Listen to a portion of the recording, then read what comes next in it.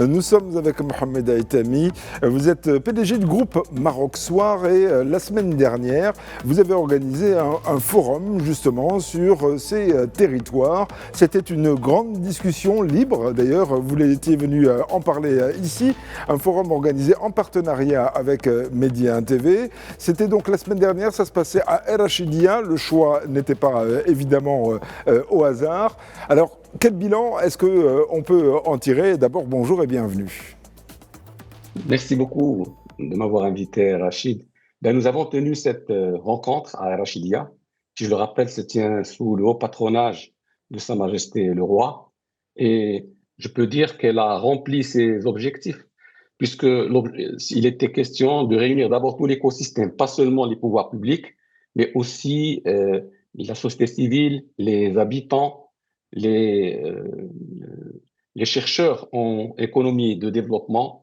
Nous avons eu des intervenants de marque, des ministres, monsieur le directeur général Wali, directeur général des collectivités territoriales, des présidents de régions, et il y a eu pas mal de conclusions. L'idée générale, c'est qu'il ne faudrait plus que le lieu de naissance soit le déterminant d'une trajectoire de vie.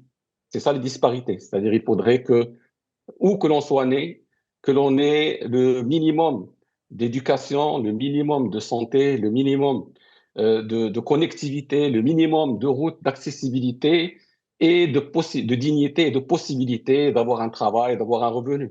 C'est Oui. finalement ça l'objectif et la réponse. Ça, c'est ce qui ressort des discussions. Ça veut dire que si ça devait être concrétisé, en tout cas cette espérance, ce souhait qui est nécessaire pour le royaume, ça voudrait dire qu'il faut repenser totalement le niveau d'équité territoriale, mais dans tous les sens du terme, hein, y compris les infrastructures. Oui, alors tout à fait. D'abord, on a bien parlé de la nouvelle génération des programmes de développement territorial intégré, initiés par Sa Majesté le Roi et dotés d'un budget de 210 milliards de dirhams.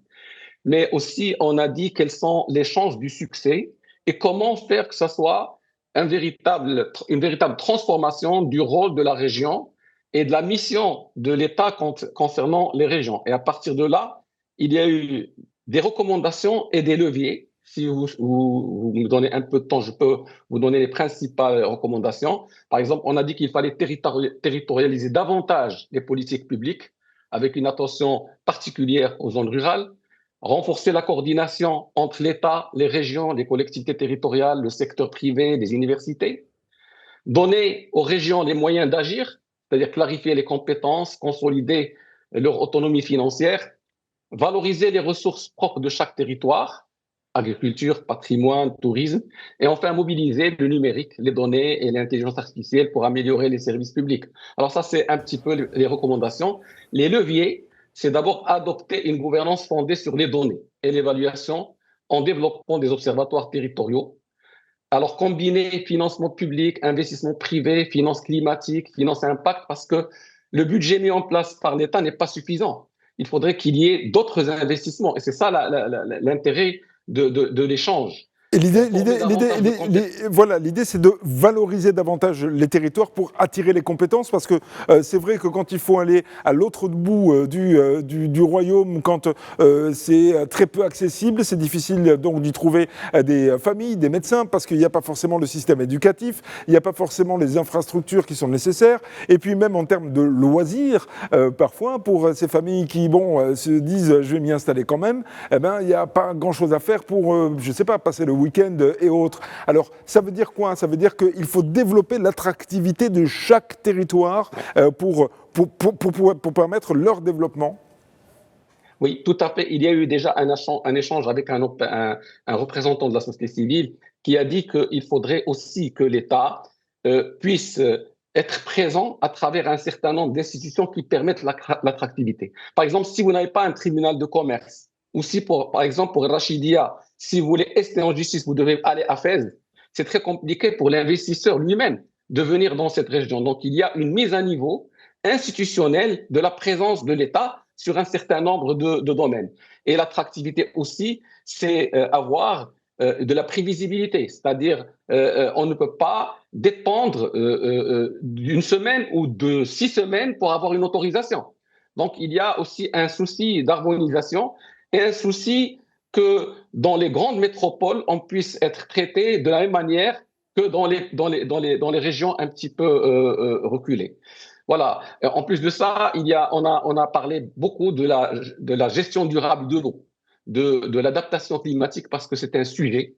Et puis, le cinquième levier, c'est associer les citoyens, les acteurs locaux et la société civile à tout ce qui se fait parce que le constat principal, c'est qu'aucune région ne ressemble à une autre et chacune doit faire sa propre politique, sa propre trajectoire et ses propres moyens et ses propres ressources. Oui. Voilà un petit peu. Alors maintenant, il y a eu les 3 panels dont on avait parlé l'autre fois. Il y avait un panel qui parlait de l'architecture à l'impact, c'est-à-dire comment la régionalisation peut-elle fonctionner une fois qu'on a fait le diagnostic. Le deuxième panel, c'était l'attractivité effectivement des territoires pour les citoyens et pour l'entreprise. Et le troisième, c'était le digital et l'IA au service de l'humain. Et au niveau de chaque panel, il y a eu encore 3 recommandations. Enfin, on a retenu 3 recommandations principales et 3 leviers. Si vous me permettez, je vous le dirai très, très rapidement. Par exemple, de l'architecture à l'impact, comment construire les politiques publiques à partir des besoins réels des territoires? Comment évaluer les projets selon leur impact sur la qualité de vie des citoyens, plutôt qu'à travers les seuls taux de réalisation et les montants investis? Comment renforcer la convergence entre l'État, les régions et les autres territoires afin de mieux coordonner les stratégies? On est toujours en train de parler d'une nouvelle manière de fonctionner au niveau de la région où il y a une rupture. Alors, les leviers, c'est s'appuyer sur la donnée, encore une fois, et les outils numériques, mettre en place la gouvernance territoriale nécessaire, c'est-à-dire adéquate, claire, multiniveau, fondée sur la complémentarité entre l'État et la région, et renforcer la capacité d'exécution des territoires à travers les nouvelles sociétés régionales dont on a parlé, les AREP, et la déconcentration administrative.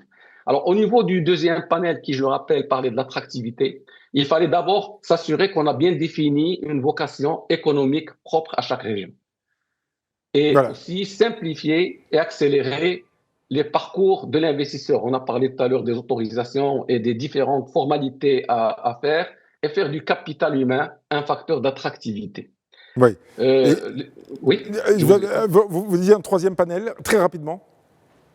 Alors, troisième panel, c'est accélérer dans le digital. Il y a accéléré le déploiement du digital et de l'intelligence artificielle dans l'ensemble des secteurs.